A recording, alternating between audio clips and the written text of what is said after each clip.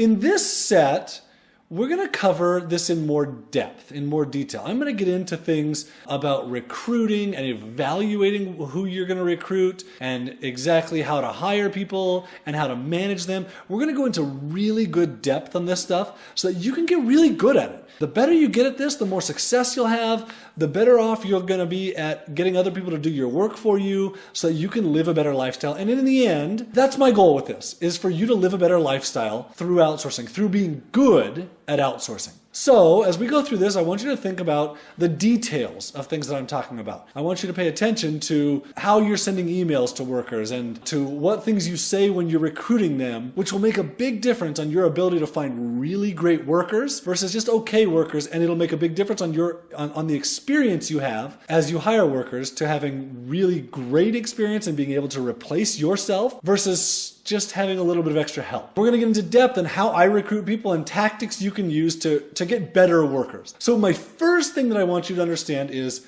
don't be like this guy. Here's an email I got from someone, and he says to me, first, I want to hire a Filipino who can 1. Study the nanoblogging system and build WordPress blogs using the thesis theme, create good header, graphic design, and logo, and write articles, creating videos, and do social bookmarking using social bot.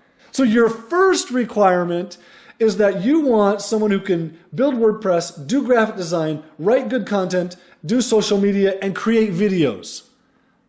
That's a lot. Second, I need him or her to reply forum posts, at least 20 forum posts a day, and provide tips and value to the forum community. So they need to be really smart and participate in forums every day.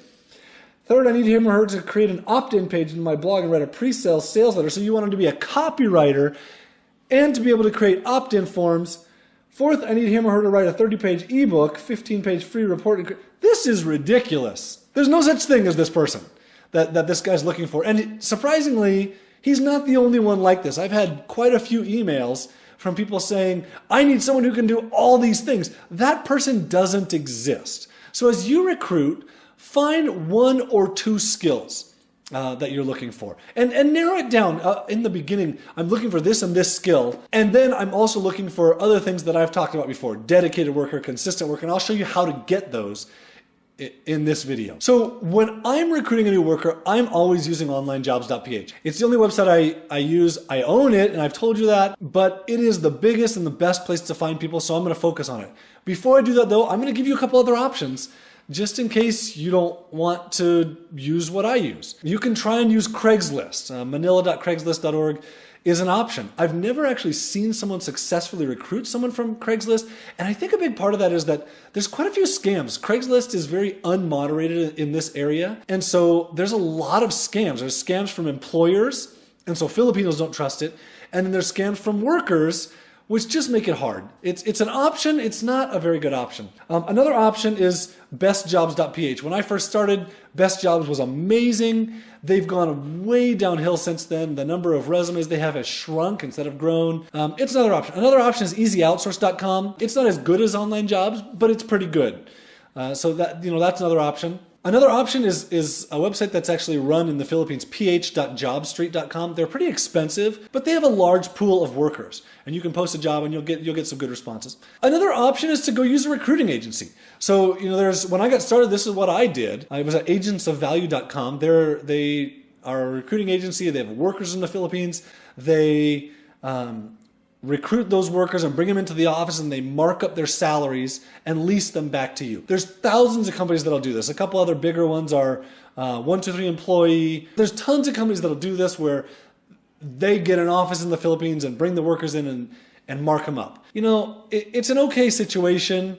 At least they give them to you full-time where they only work for you, and they provide them a computer and internet access, which they already have at home. Some of the problems, I lost a worker in the very beginning doing this because they couldn't handle the office politics. They were a good worker, but there's politics in the office and they didn't like it, so they quit. The salary markup using them will also be $6,000 to $10,000 a year difference, which, is acceptable. It didn't work for me. So those are a couple other options. Now I'm going to focus on Onlinejobs.ph. So at Online Jobs, there are a couple options for how you're going to recruit people. One option is to post a job, and the second option is to browse through resumes and contact workers. You can use a combination of both, which I do very often. So in posting a job on Onlinejobs.ph, I have a couple specific things you can and should and shouldn't do, and then I have some examples for you. So number one, when you're posting a job, be specific with a couple things, but don't be too specific with everything. Don't tell them all of your employment policies up front. Don't tell them they'll need to work on 18 different things. You'll want to give them very specific things of a couple tasks, but then leave it generic. The problem is that if a Filipino thinks that they're not qualified to do one of the 6 things that you list, they won't even apply. And then you're losing good candidates who could have done all the things, but they weren't sure and they don't want to disappoint you, they don't want to let you down. Other things that'll happen is you post a job, you're going to get a lot of responses. And some of those responses are just going to be junk. They're not going to be people that you want to work with. And there's very little we can do about it, although I'll give you some tactics where you can avoid that. You'll need to filter through those job responses after you've posted and kind of narrow it down to who's responding well, and then you'll have to respond and communicate with them a whole bunch. At that point, it's very similar to browsing through resumes and contacting them, where you're going to communicate and narrow them down through your communication and your interview process. When you post a job, you're probably going to get a couple really great responses. As you do this, just make sure that you're filtering.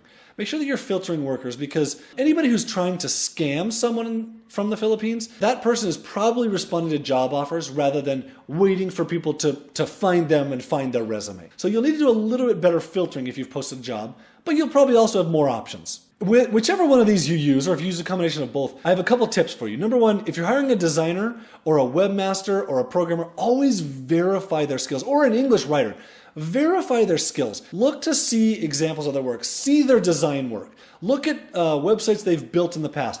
Look at samples of their writing. Get them to send you samples, or ask them to write something new for you. It can be short, 1 paragraph, which will give you a good sample of their work. Also, you should be aware that different regions of the country will demand different salaries. So if you're hiring someone in Manila, they're going to be the highest paid workers in the Philippines. And they have a huge talent pool in Manila because it's the biggest city. Someone in Davao is going to be paid less, and the salaries can be double from Davao to Manila, who you're hiring. And you could hire the same person from Davao or from Manila, and it's going to cost you twice as much in Manila. I'm not saying it's not good to hire in Manila, because there's a lot more talent there, but you can usually find people in outlying areas that have really good skills, and it'll cost you quite a bit less. Another thing that you should be aware of is that usually you're going to get what you pay for. Not always, but usually. So if someone is saying they have lots and lots of experience, but their salary asking price is really low, that's a red flag, and you should just be aware of it. Be careful of that. They could be someone